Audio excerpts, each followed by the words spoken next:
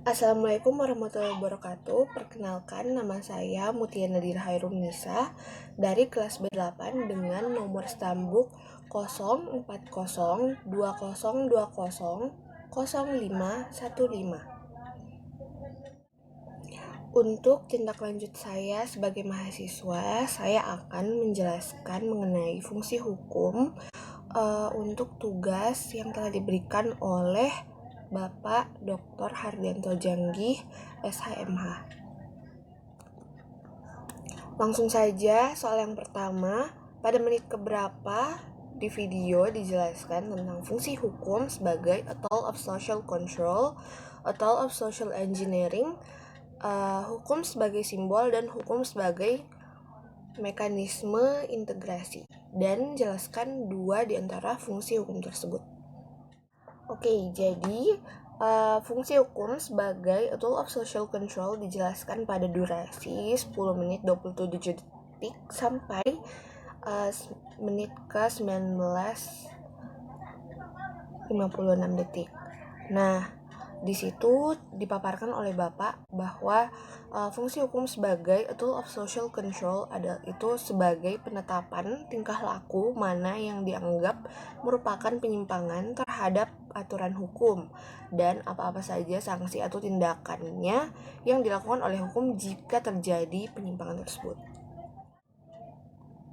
Nah, lalu yang kedua, fungsi hukum sebagai a tool of social engineering dijelaskan pada durasi ke 19:59 detik sampai 26 menit lewat 35 detik.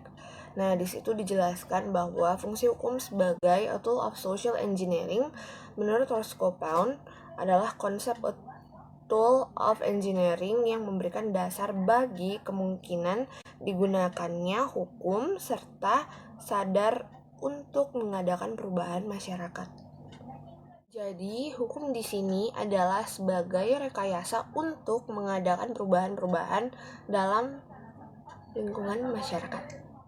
Lalu, fungsi hukum sebagai simbol terdapat pada menit ke-26 lewat 36 detik sampai menit ke-30 lewat 20 detik.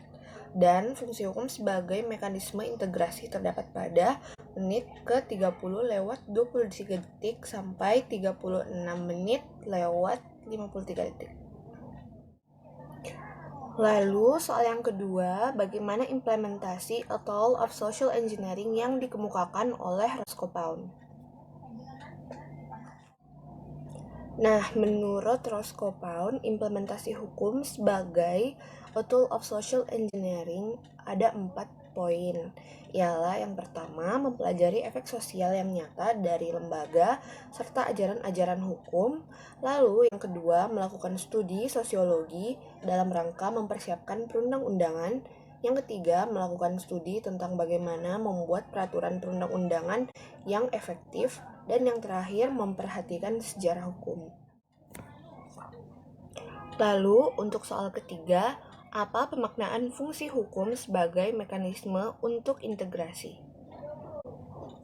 Fungsi hukum sebagai mekanisme untuk integrasi ialah terhadap berbagai kepentingan warga, masyarakat, dan juga berlaku baik jika tidak ada konflik maupun ada konflik. Nah, jadi hukum sebagai integrasi harus mampu untuk menyatukan berbagai kepentingan masyarakatnya tersebut. Lalu, melangkah ke soal yang terakhir, apakah yang dimaksud dengan fungsi hukum sebagai simbol? Dan berikan contoh yang terjadi di masyarakat.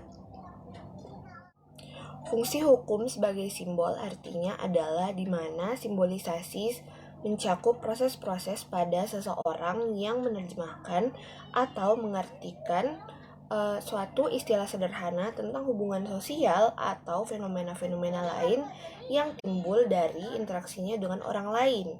Nah, penyimpulan tersebut akan memudahkan pelaksanaan hukum untuk menerapkan simbol hukum tertentu atas suatu tindakan atau peristiwa yang tidak bersesuaian dengan hukum.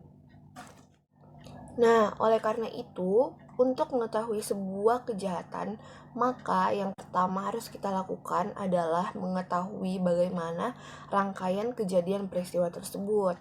Contohnya, misalnya ada seseorang yang sedang mengasah parangnya. Setelah itu, dia keluar untuk memanggil orang-orang di lingkungan sekitarnya.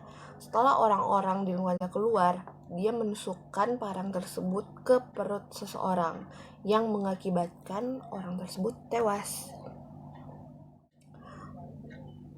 Sekian dari saya, kurang dan lebihnya mohon dimaafkan. Wabillahi taufiq wal hidayah. Wassalamualaikum warahmatullahi wabarakatuh.